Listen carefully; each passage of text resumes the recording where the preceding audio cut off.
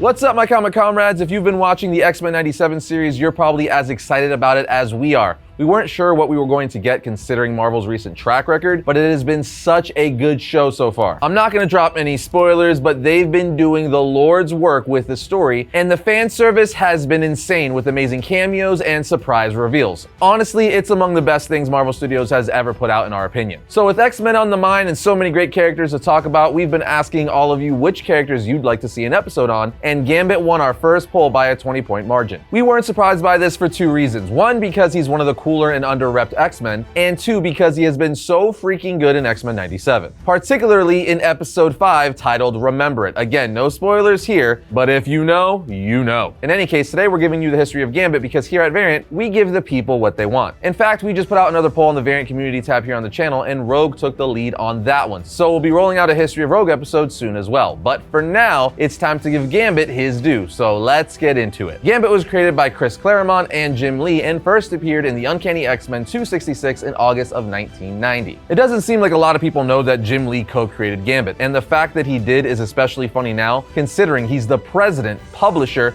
and chief creative officer of DC Comics. But as for Gambit, he is a mutant with the power to control and manipulate kinetic energy, which allows him to infuse almost any object with enough kinetic energy to transform it into an explosive weapon just by touching it. We'll actually get into his power set in greater detail when we talk about powers and abilities later on. A couple other major strengths for Gambit that are important to know up front are his charming personality and the fact that he is a master thief. Both help him get what he wants and where he wants to go. But where did he come from and how did he become an X-Man? Let's dive into his origin and find out. As I mentioned, Gambit was introduced in Uncanny X-Men issue 266. In the issue, we see Storm, who has been made young, fall into a trap set by the Shadow King. In the ordeal, she's attacked by the Shadow King's hound. Eventually, Storm uses her powers, with him saying, "Now that's more like the Orworu I remember." Finally using your mutant powers, Storm says to herself, "For what it's worth, this was no more than a flash of light. It will not do these human beasts even a little harm, but it will buy me a moment. Try to break free of the Shadow King's trap." She then runs into a bathroom, but she's followed by his men. She's able to escape them yet again, at which point Shadow King says, "Enough. It isn't funny anymore, kiddo. Game over. You lose," as he uses his powers to grab her by the head. But she retaliates, blasting him with some of her power, but this causes her to fall off the balcony and into a pool down below. As she's climbing out of the pool, she says, "Someone's coming. Is it him?"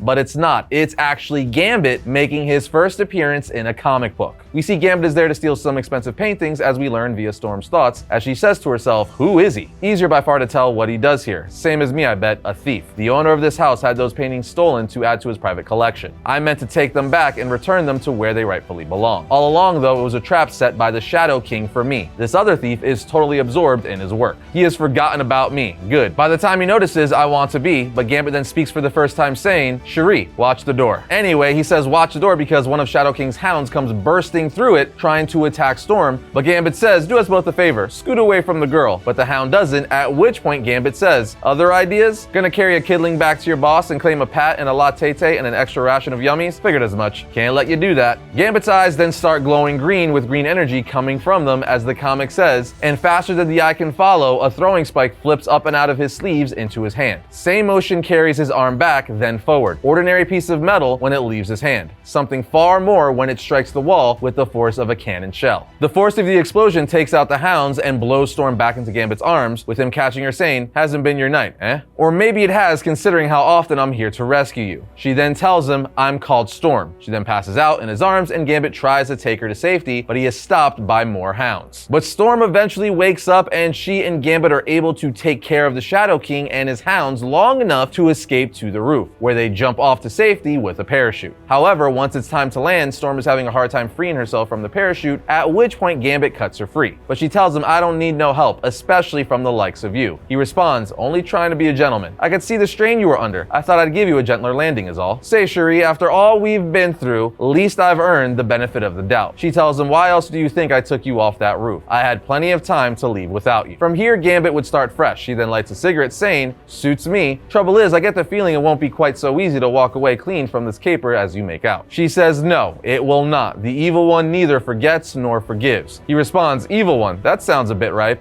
He have a name? She says as many as he has faces, most often calling himself the Shadow King. To me though, Evil One is what fits him best. He makes slaves of people, enchanting their minds and souls. She continues saying he has a special hatred for me. Now he has a sense of where I am. He will move heaven and earth to track me down. Gambit asks, can he? She replies, the hounds have tasted my blood and the Shadow King my thoughts. Gambit tells her, I take it that's a yes, and if he catches you, what will he do then? She replies, whatever he pleases, to me, to all who stand by my side. From here, Gambit would help Storm defeat the Shadow King and restore her back to her normal self, with her rejoining the X-Men, and by the time issue 273 rolled around, Gambit had officially joined the X-Men. At least that's the issue that's widely accepted for him becoming an official member, as it's never really stated. It just kind of happened organically after he helped Storm. But the reason X-Men 273 is widely considered Gambit's official enlistment in the X-Men is because he could be seen wearing an official X-Men uniform towards the end of the issue, along with the other X-Men. Issue 273 of X-Men is also where Gambit's rocky relationship with Wolverine began, as the two trained together in the Danger Room for the first time. During their training, Wolverine starts fighting Gambit, saying, Storm thinks you're pretty hot stuff, Cajun. Don't seem so to me, Gambit replies, been going at each other flat out past a handful of minutes. I'm still standing. As Jubilee watches on, being like, what are you trying to prove, Wolvie? But at the end of the simulation, Gambit bests Wolverine, knocking him out, with his staff saying, ain't be looking the wrong way. You forgot all about me. For the record though, just to make this official, bang, you're dead, as he stands on Wolverine's chest with his bow staff to his neck. So if you know anything about Wolverine, you're not surprised that this confrontation started the two on the wrong foot, and their rivalry was later carried on into X-Men the Animated Series. But before we get into more of Gambit's backstory in the 2009 X-Men Origins Gambit one-shot, along with some of his other story arcs, you guys need to see something. We all spent time making paper airplanes as kids and competing with friends for whose plane could fly the furthest. Actually, we've done that here in the studio as adults, which surprises no one. But the point is, today's sponsor, PowerUp, has created the first smartphone-controlled paper airplane for both kids and adults. If you've ever considered buying an RC airplane or model kit airplane, you know they are expensive and complicated. Well, PowerUp makes taking flight accessible for everyone with their incredible remote-controlled flying machines. They sent us over a couple to check out, and these things are wild. To be specific, we have the PowerUp 4.0 with Tornado, the F-22 Raptor, and Dragon add-ons. They're epic. I mean, look at this. Each of these are piloted via Bluetooth to your phone and have great stability. The plane's onboard computer even calibrates for imperfect weather. It also has rapid charging with a 30-minute quick charge, giving you 10 minutes of flight time and a range of up to 230 feet. I don't know about you, but when I used to make paper airplanes, they didn't always survive a nosedive landing. But PowerUp models are made of a near indestructible carbon fiber body that includes a nylon reinforced nose and motor mount, which means it'll survive our terrible piloting skills and we'll still be able to fly it with our kids. Gotta put in that flight time, baby. You can grab yours today at poweruptoys.com/variant, and when you use our link, you'll automatically get 20% off your entire order. Just click our link in the description to get yours today. Now, as I mentioned, Gambit's early life was expanded on in the 2009 X-Men Origins Gambit one-shot and led up to the moment he found and helped Storm. In the comic, we learned that Gambit's real name is Remy, and he was a child thief with mutant red eyes. One day, as he was sitting on top of a wall, he noticed Belladonna Boudreaux pass by eating some ice cream, a girl that was around his age. As he noticed her, several men in suits attempted to kill her, but he jumped in and saved the day. Unaware at the time, it ended up being that Bella was actually the princess of a New Orleans Assassins Guild. Years would pass, and he would eventually end up marrying Bella. On his wedding day, his father tells him this isn't a wedding, it's a ceasefire. The feud between the thieves and the assassins is destroying both guilds. My son must marry Marius Boudreaux's daughter, then we are all family. So essentially, this marriage will bring a treaty between Remy's Thieves Guild and Bella's Assassins Guild. Right after they said I do and kissed, Remy was attacked by Bella's brother, infuriated that Bella of the Assassins Guild had married Remy, marrying into the Thieves Guild, screaming this marriage is an obscenity and it shames us all. Bella's brother challenges Remy to a duel because that's what you do. During the fight, Remy would throw a knife into Bella's brother's shoulder with his mutant powers inadvertently activating, charging the knife with energy as we know Gambit does, causing the knife to explode in his shoulder, killing him. This obviously ruins the truce between the two families, and Remy is forced into exile. In exile, he would travel all around the world like a vagabond master thief, all while his mutant powers continued to grow. The problem is his power became so great that he couldn't control it, so he wanted it tamed, seeking help from Mr. Sinister,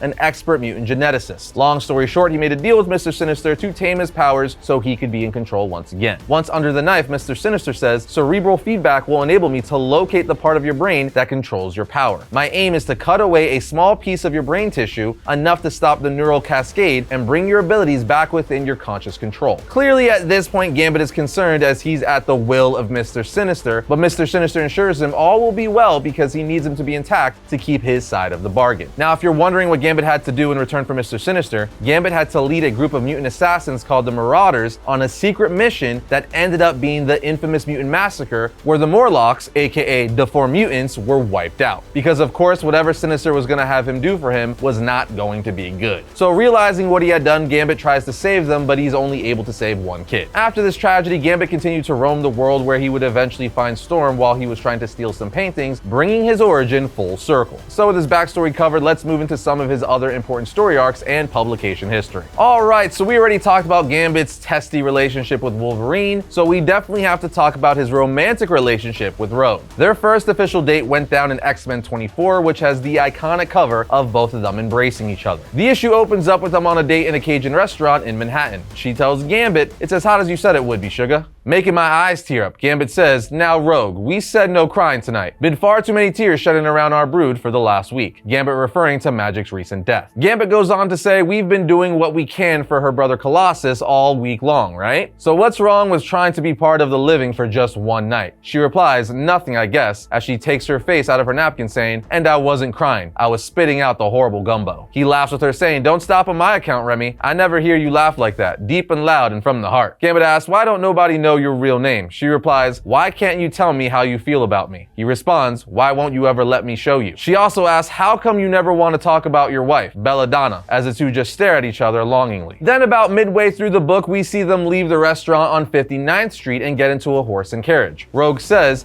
"A handsome cab ride through the city? How incredibly romantic. You realize though, I ain't quite Cinderella for this magical carriage." Gambit tells her, "That's alright, young lady, because the only thing I know how to do with the glass slipper sherry is drink champagne from it." Gambit asks, "Where would you like to go?" She says, "Anywhere you do, Remy." He tells her, "Now you sure that's how you want to phrase it to me, hun?" The two embrace each other with Gambit saying, "This is how I wanted it to be since I first looked at you, Rogue. Beyond all the flirting and teasing, past all the games and all the uncertainty, I know we can be hurt, girl. Physically as well as emotionally. I know one kiss from you, one touch, flesh to flesh, might give me some serious hurting, but I'm willing to take the risk. You willing to do the same for me?" She pulls away saying no. He then asks, "What is it?" She says, "I want to, but I can't. I'm so afraid I might hurt you like I did to Cody when I was little and kissed him. It was the first and last time I kissed someone out of passion. And if I kiss you, if I hurt you, I just know I'd want to die." Gambit grabs her face saying, "Then we don't kiss, Rogue. Simple as that. Maybe this is just fine right now for you and me. Maybe we both have to learn there's more to love than the physical. Let me take those tears from your eyes, Belle. Maybe this will work even better in the long run." She says, "Remy, my real name is," but he tells her, "Hush. Say names don't mean anything. Names don't make us what we are inside. And I know what's inside,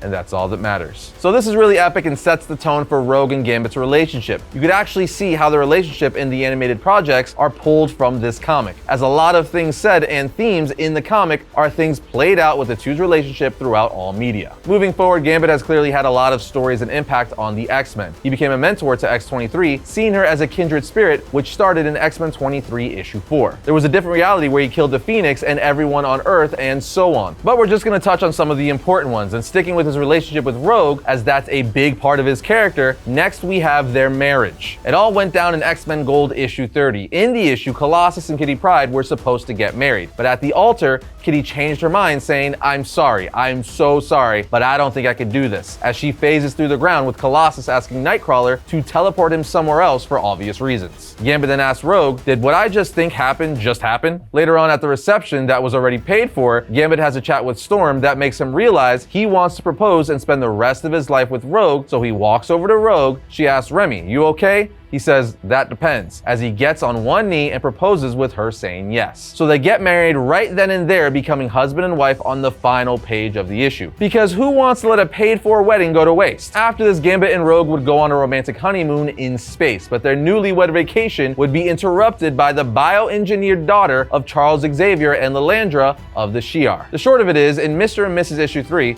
we learned that when Xandra hatched, so to speak, she had used the memories of Gambit and Rogue to give herself a human-like appearance. Obviously, Gambit and Rogue would help her as she was the child of Charles Xavier, and in a weird way, they were kind of like her godparents. But this led to their honeymoon being turned upside down. Even in space, they couldn't get peace and quiet. Now, like I said earlier, Gambit has a ton of important and great stories, including his death and rebirth after he gave his life to save his friends from Merlin in Knights of X issue 3. But the stories we listed give you the best overview of what has shaped Gambit as a character. So now it's time to talk about some powers and abilities. Gambit's mutant ability is being able to take energy from any object and transform it into kinetic energy. In layman's terms, anything he touches, he could turn into a bomb. He could also charge an object as much as he wants and as little as he wants, and also can delay the charge. Although we're not sure exactly how long he can delay the charge, but he can do it. The crazy thing is, over time, Gambit has learned to charge organic material, meaning he could literally turn plants, animals, organisms, or humans, and any living being into a bomb, which is insane and deadly. It's an incredibly dangerous and useful power that makes Gambit one of the most deadly mutants in the Marvel Universe.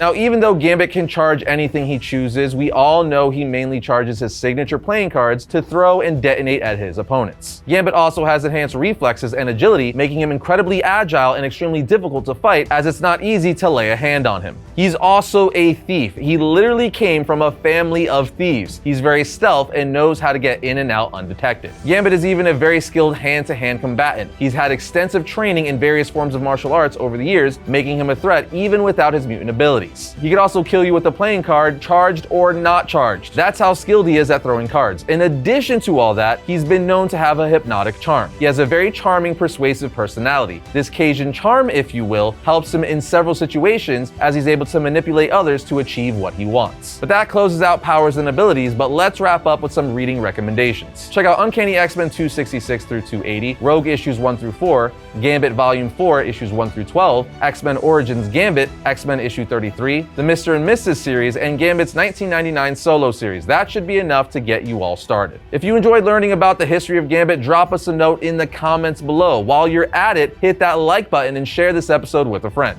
It really helps us out. Other than that, we'll see you next time when we talk about all things comics.